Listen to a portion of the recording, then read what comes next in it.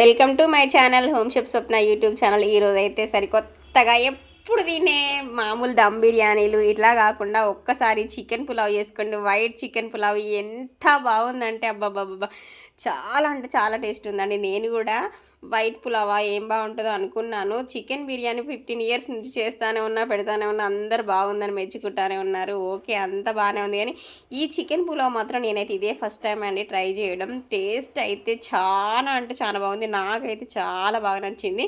మీరు కూడా తప్పకుండా ట్రై చేయొచ్చు. అంటే ఊరికి అలానే బిర్యానీ అట్లా కాకుండా ఇలా కొత్తగా డిఫరెంట్గా మంచిగా ఉంటుంది. టేస్ట్ కూడా చాలా బాగుంది. మరి ప్రాసెస్లోకి వెళ్ళిపోదామా?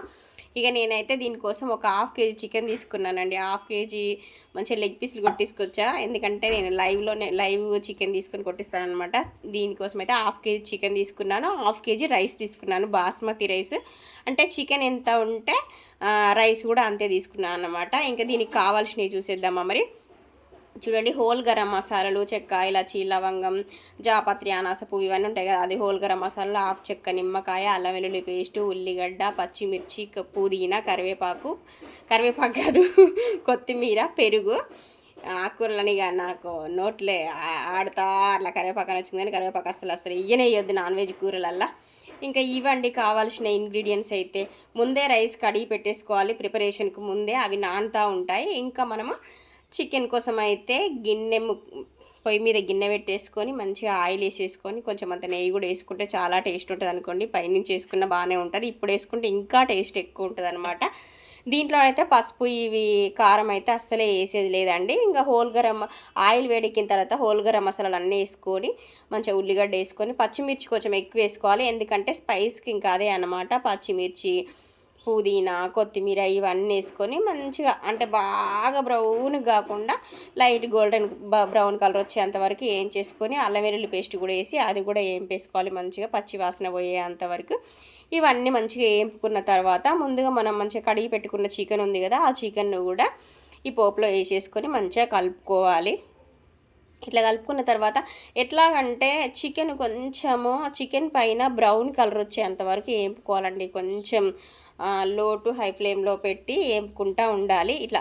ఎందుకంటే చికెను మనకు నీసు స్మెల్ ఉండకుండా వేయించుకోవాలి.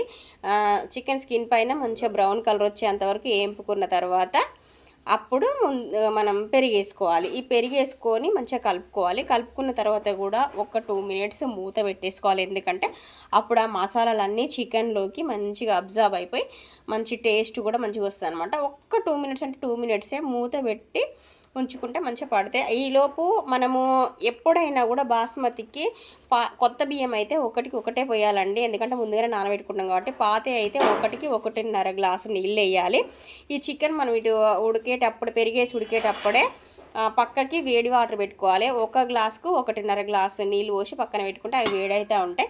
ఇంకా మనం వేసుకున్న పెరుగంతా మంచిగా అది ముక్కలకు ఫ్రై అయిపోయిన తర్వాత కడిగి పెట్టుకున్న బాస్మతి రైస్ కూడా చికెన్లో వేసేసుకొని ఇది కూడా మంచిగా బియ్యము కొంచెం తడంతా పోయి గిన్నెకు అంటుకుంటూ ఉంటుంది, మనకు తెలిసిపోద్దిలాగా. ఎందుకంటే బియ్యం కొంచెం వేగితే టేస్ట్ ఉంటుంది. నెక్స్ట్ మెతుకు అతుక్కోకుండా వస్తుంది అన్నమాట. ఇదే దీనికి టిప్పు. ఎందుకంటే బియ్యం వేసేసి ఏమంటే వాటర్ పోస్తే మెత్తగా అవుతుంది అనమాట. ఇట్లా మంచిగా ఫ్రై అన్ని చికెను రైసు అన్నీ మంచిగా ఇట్లా ఫ్రై చేస్తే మంచిగా అన్నిటికీ పడుతుంది అనమాట. పట్టిన తర్వాత మనం పక్కకు వేడి చేసుకున్న వాటర్ను ఈ రైసు చికెన్లో వేసేసుకొని మనకు రుచికి సరిపడినంత ఉప్పు వేసుకొని అట్లానే ఒక చెక్క నిమ్మకాయ సీడ్స్ తీసేసుకొని పిండుకోవాలి. టేస్ట్ చాలా చాలా బాగుంటుంది. రైస్ కూడా మంచిగా పొడిలాడుతూ వస్తుంది అనమాట. ఇట్లా నిమ్మకాయ ఉప్పు వేసుకున్న తర్వాత కొంచెం నెయ్యి కూడా వేసుకోండి. నెయ్యి స్మెల్ పడదనుకున్న వాళ్ళు స్కిప్ చేసుకోవచ్చు. కాకపోతే నెయ్యి వేసుకుంటే టేస్ట్ అయితే చాలా చాలా బాగుంటుంది. ఇట్లా నెయ్యి వేసుకున్న తర్వాత మంచిగా మొత్తం ఒకసారి అడుగు దాకా కలబెడతా ఉండాలి. కలబెట్టేసుకొని ఇంకేం లేదండి, మంచిగా మూత పెట్టేసుకొని కరెక్ట్గా 4 to 5 మినిట్స్ హై ఫ్లేమ్లో పెట్టి 10 మినిట్స్ సిమ్లో పెట్టాలి. ఆహా, చూడండి మూత తీసి చూస్తే అద్భుతం. ఎంత బాగుంటుందంటే మంచి పొడులాడుతా చికెన్ చూడండి ఎంత బాగా ఉడికిపోయిందో. ఇట్లా వస్తుంది అనమాట బిర్యానీ పొడులాడుతా. ఇక టేస్ట్ అయితే చికెన్ దమ్ బిర్యానీ కన్నా మామూలు కారాలు వేసే దమ్ బిర్యానీ కన్నా ఇది చాలా బాగుంది. నాకైతే చాలా చాలా నచ్చింది. మీరైతే ఖచ్చితంగా ట్రై చేయొచ్చు. 100% చాలా బాగుంటుంది. వీడియో ఎలా ఉందో కామెంట్ చేయండి. నచ్చితే మాత్రం లైక్ చేయండి. కొత్త విషయాలు అయితే సబ్స్క్రైబ్ చేసుకోండి.